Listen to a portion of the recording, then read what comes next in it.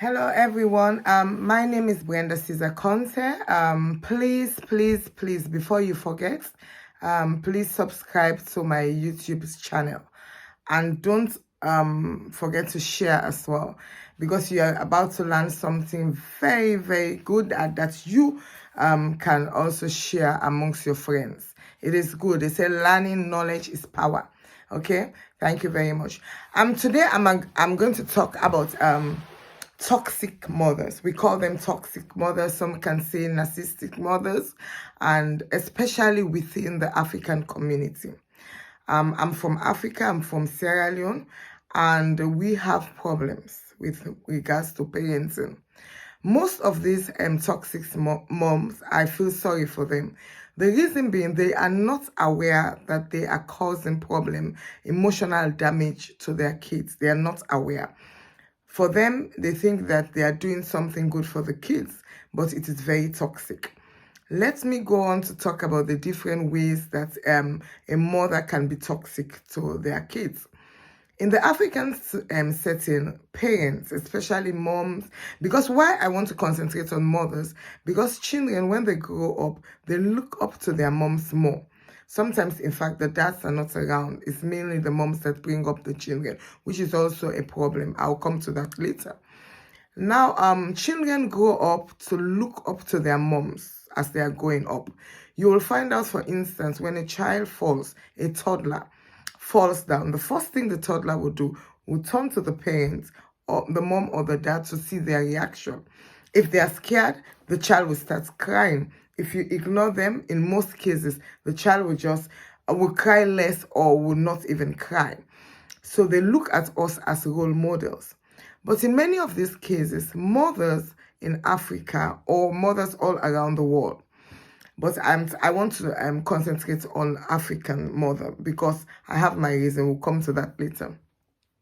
Many cases, these mothers themselves are just a baby.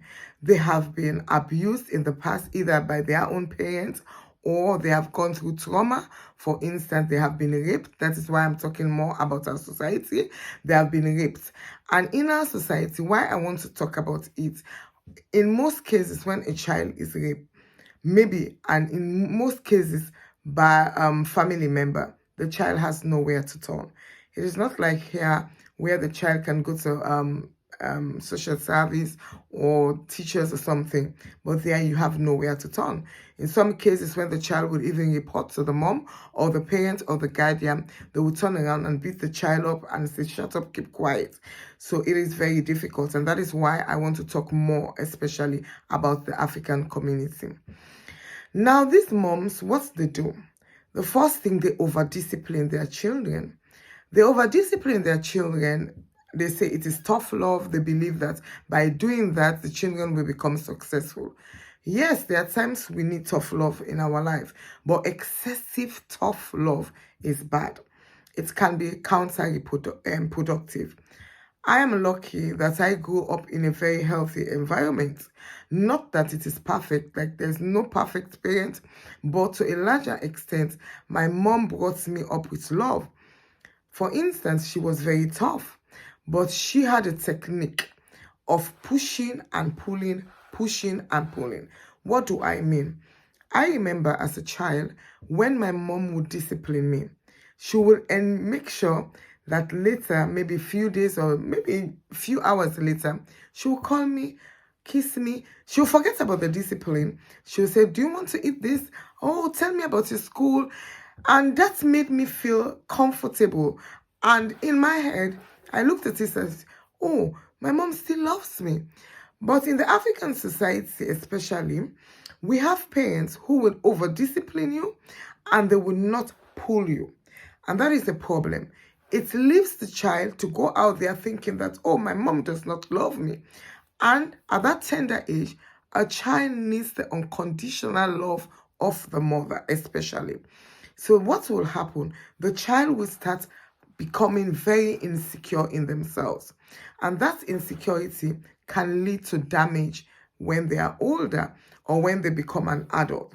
They can go on, they will be so insecure that maybe when they are married, they can go on to abuse their wives as a result of that without them knowing. So it becomes a pattern, it becomes a cycle from one bad parent to another, to the child becomes an adult, the child abuses, and so on and so forth. And that is why it is important for us to talk about toxic parents and the effects they have on the children. Now, the other thing about a toxic parent or a narcissistic parent or a mom, a lot of time in the African society, just like I said, the mom might have been raped to have the child. The mom might have been subdued to early child marriage, okay? And the mom is not prepared to have that child, and then the mom has this child, okay? In some cases, the mom just accidentally have the child, because in the African society, they don't teach much about contraceptive, about sexual education, even in schools. It's not like here. So these children are not knowledgeable, that some don't even know that once they see their menstrual and their period and they sleep with a man, they can become pregnant. And when they do become pregnant, some of them are poor, they cannot afford abortion in that kind of way, in a proper way.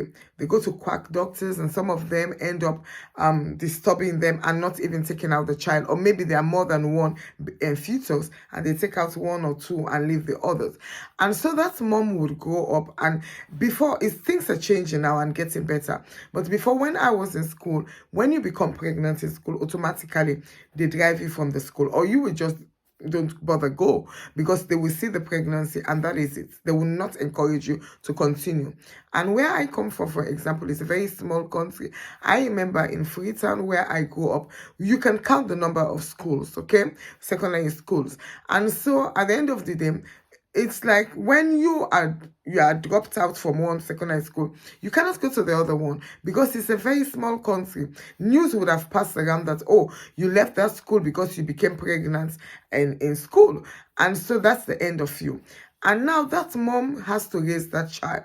So in a lot of cases, in that case, the mom would raise the child, hating the child subconsciously, that, oh, you have stopped me from furthering my education, you have stopped me from becoming somebody. And what happens in those cases, not that they'll become emotionally detached from their child. And a child needs that unconditional love. The child needs the warmth of the mom. The child needs to know that, oh, I can feel free to run and my mom will hug me. Even hugging your child is a very good thing. It creates warmth. It creates protection. The child knows that, oh, I am protected. And that is why even here, they encourage mothers to breastfeed. Because once you are breastfeeding, the child will feel the protection, the warmth. And that is why the child will be looking at your mom. And the child feels comfortable whilst you are breastfeeding. And it's said and believed that children who are breastfed, especially to a large extent, they grow up to be more secured. So that security is what a child needs. A child does not need you, because at the end of the day, when you look at it, the child did not ask you to be born. So it's not the child's fault that you were raped. It's not the child's fault that you had to have sexual relationship and had unwanted pregnancy, things like that. So it's not fair on these children. And these parents now, sometimes they become so hard. They want the child to succeed at all costs, because what they do, they are mirroring themselves. What they did not achieve, they want the child to achieve. And that puts immense pressure on these children. And what happens? The child now grows up to do what you want the child to do, to become what you want the child to become. And that means the child's own identity is dead. Okay? So what the child will grow up to be is not what the child wants to be. And the child becomes an unhappy child and grows up to become a child, you understand? Because the child is not matured properly, because he or she comes from a dysfunctional home or was raised by a dysfunctional mom. So what happens? The child becomes a child as well. And you will find out the consequences. That child whether a boy, a man or a woman, will grow up to abuse maybe a loving husband or a loving wife, and that things go on, or the children as well. So this is something we have to talk about, we have to teach about, you understand? Now, before I end, because I don't want this video to be so long, and before I end, I want to advise moms especially, please do not take your anger upon your children. See, children are gifts. If only you know how much some people pay to have that child, you understand? It is a gift given by God. Remember that that child is separate from you. The day they cut the umbilical cord, that child has their own identity. Yes, you have to protect the child.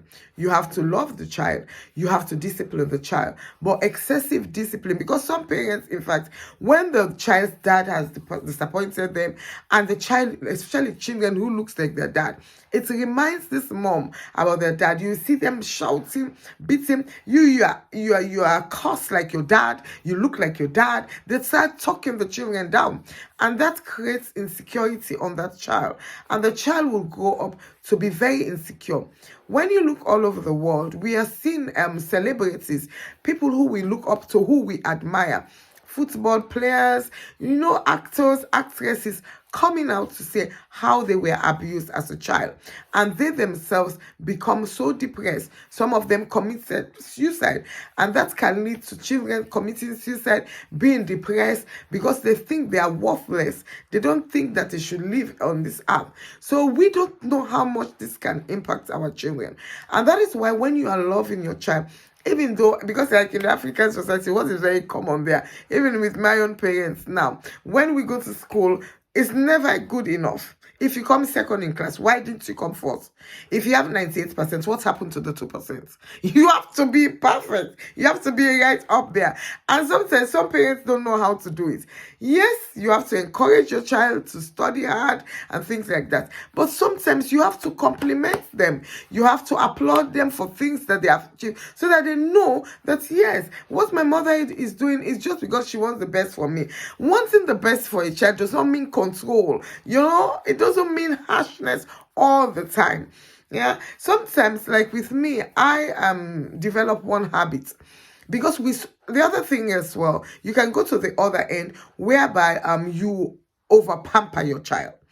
Over pampering your child can have also a negative effect, because you make the child not have confidence when they are ready to go out in the world, maybe to university or go away, travel away. Then where would the child be?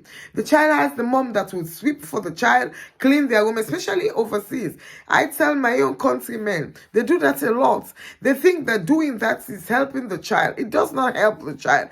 Don't over pamper your child. Yes, sometimes you can go once in a while, clean their room when it's extremely dirty, show them that I'm cleaning, this is how you should do it. I'm not here to be doing it all the time. Leave them also to make their mistakes.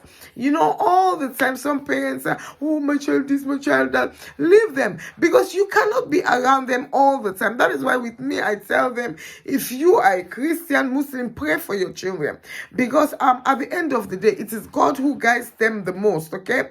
And then you try your best as a parent, but you have to know where your boundary, you should set your boundary. We have another set of parents who will just enter their children's room, think that I am the mom, you have no right, I have the right to dictate to you whatever you should do. You understand? Even when they are past 18, that's how they operate. And they will say, you are under my roof. You understand? You will go to university, especially in Africa, and come back home, and your mom will keep telling you, until you leave this home, until a man comes and marries you, you are under my roof, and you have to respect what I say.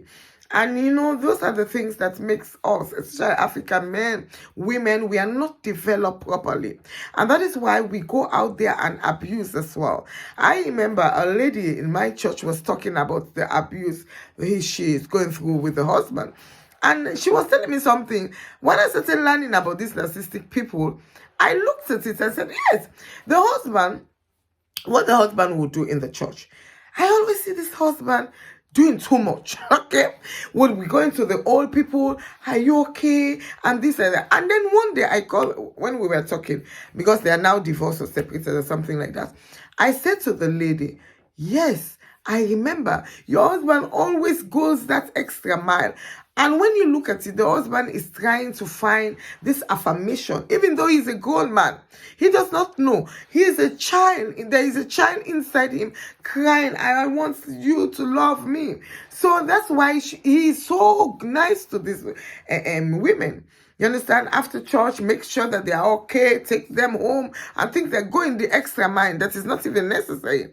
But what he is doing without him knowing is that the love that the mom did not give to him, that is the love that he is trying to get from these women, these older women.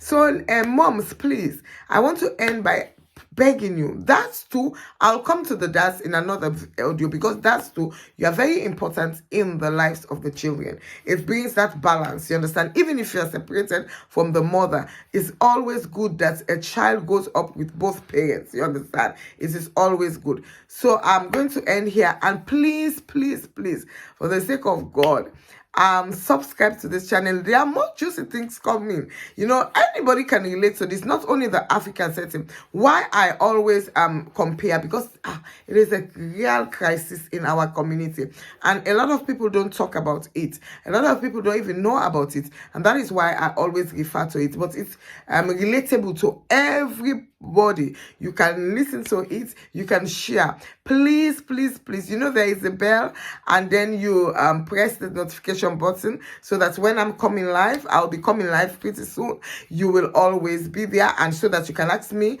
questions. Sometimes we'll become interactive, and so on and so forth.